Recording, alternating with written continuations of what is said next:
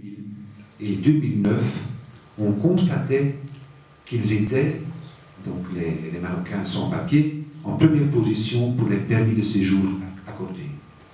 Et on parle quand même de 25 000 personnes. Un autre indicateur qui montre la présence d'un grand groupe de Marocains sans papier sur le sol belge est leur part dans les interceptions par la police belge, qui est assez importante. Donc, alors qu'il est en 1990, il y avait plus de 140 000 Marocains en Belgique, au début de ce siècle, ce nombre a chuté vers environ 80 000 et depuis a plus ou moins stagné. Et cette évolution, la diminution, est due surtout à une augmentation des certificats de nationalité et de naturalisation. C'est la logique même.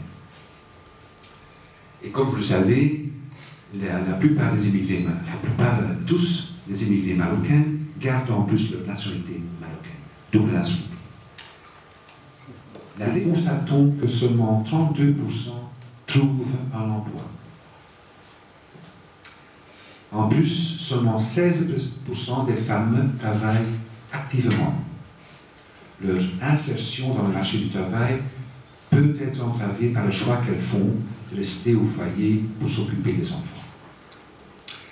Les facteurs qui jouent un rôle autant pour les hommes et les femmes restent l'handicap de la langue et le faible niveau des études. Cependant, ce serait trop facile de lier la position problématique des Belgo-Marocains sur le marché de l'emploi uniquement au niveau d'études et manque d'adaptation. Forte concentration dans la région Bruxelles, capitale. Près de la moitié vit à Bruxelles. Et je parle de Molenbeek, c'est exact. Je parle de Schaerbeek, je parle d'Anderlecht, je parle de Saint-Gilles, Saint-Josse-den-Noode, des communes que vous avez quand même appris à connaître depuis ces derniers mois, malheureusement. Un tiers vit dans la région flamande, où ils ont appris à parler le néerlandais. Cette dernière fois, plus souvent, 2 fois plus souvent, un retard d'apprentissage que les autres enfants issus de l'immigration et jusqu'à 10 fois plus souvent que les enfants sans migration. Ce sont des faits, malheureusement. À l'âge de 14-15 ans, seul environ un élève sur 3 d'origine marocaine n'éprouve aucune difficulté. En plus, près de la moitié des élèves d'origine marocaine se trouvent à l'âge de 15 ans dans l'enseignement professionnel, contrairement aux élèves belges qui représentent seulement 15%. Un autre indicateur pertinent est le décrochage scolaire, comme on dit en anglais, drop-out.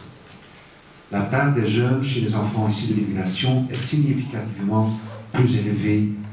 Par exemple, les élèves d'origine nord-africaine, leur part s'élève à 40%. Ce sont des chiffres, excusez-moi. Niveau universitaire, le taux de réussite dans la première année du NIF est 3 fois inférieur à celui des étudiants belges. Et puis, on doit se demander quelles sont les raisons d'intégration dues aux facteurs culturels. Difficulté d'adaptation des migrants comme l'apprentissage de la langue, l'assimilation des valeurs. Deuxième raison, statut économique généralement faible des parents. Et puis, hypothèse scolaire. On constate que nombreux enseignants belges, en particulier ceux qui travaillent dans les écoles avec une forte concentration d'élèves musulmans, ont une attitude négative prononcée vis-à-vis de ces élèves. Malheureusement. Puis, la position des Belgo-Marocains sur le marché du travail. Nous constatons que seulement 32% trouvent un emploi. En plus, seulement 16% des femmes travaillent activement.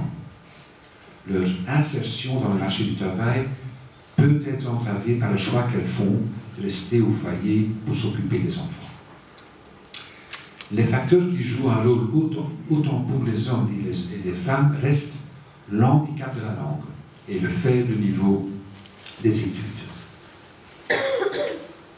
Cependant, ce serait trop facile de lier la position pragmatique des Belgo-Marocains sur le marché de l'emploi uniquement au niveau d'études et manque d'adaptation. Surtout après les récents attentats et les menaces terroristes à Paris et à Bruxelles, et il faut également souligner que l'impression pessimiste qui se dégage des chiffres ne traduit pas une réalité de nombreuses histoires d'espoir et d'initiatives d'émancipation.